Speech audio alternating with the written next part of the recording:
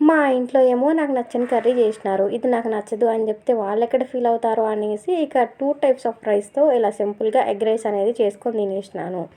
ఈ రెసిపీ మీరు ఇంట్లో ట్రై చేయండి అని నేను చెప్పను, కానీ మీకు ఇలాంటి సిచ్యువేషన్ వచ్చినప్పుడు యూజ్ అవుతుంది అనేసి ఈ వీడియో పోస్ట్ చేస్తున్నాను.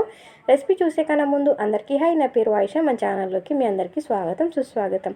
మీకు కనుక ఈ ఛానల్ నచ్చితే ఫాలో చేసి పెట్టుకోండి.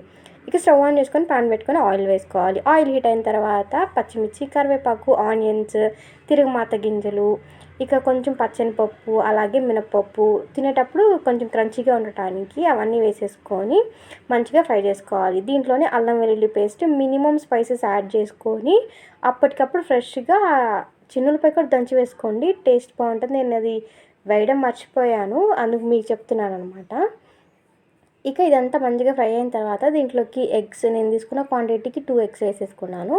మరి చిన్ని ముక్కలుగా కాకుండా కొంచెం కంటికి కనిపించేలాగా ఎగ్ని ఫ్రై చేసేసుకొని ఇలా పొడి పొడి అయిన తర్వాత పలావ్ రైస్ మా ఇంట్లో అందరూ తినంగా కొంచెం మిగిలిపోయిందనమాట. అది నాకు ఇంకేం చాలా అర్థం కాక ఇలా ఎగ్ రైస్లోకి వేసేసినాను. అలాగే ఈ కొంచెం రైస్ మనకి సరిపోదు కాబట్టి ఇంకొంచెం వైట్ రైస్ కూడా మిక్స్ చేసేసుకొని ఈ 2 రైస్తో నేనైతే ఎగ్ రైస్ని చేసుకున్నాను. ఇది మేబీ మీకు తెలిసి ఉండొచ్చు, బట్ నేను ఫస్ట్ టైం ట్రై చేసినాను మా ఇంట్లో అయితే.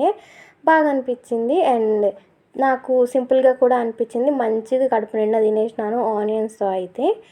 పక్కా మీ ఇంట్లో ఇది ట్రై చేయండి అని నేను ఈ వీడియో మీకు పోస్ట్ చేయట్లేదు, నా లాంటి సిచ్యువేషన్ మీకు కూడా వచ్చినప్పుడు యూజ్ అవుతుంది అనే ఒక ఆలోచనతో ఈ వీడియోకి ఇంతే. మరి నెక్స్ట్ వీడియోతో మళ్ళీ వస్తాను. అప్పటి వరకు టాటా బాబాయ్.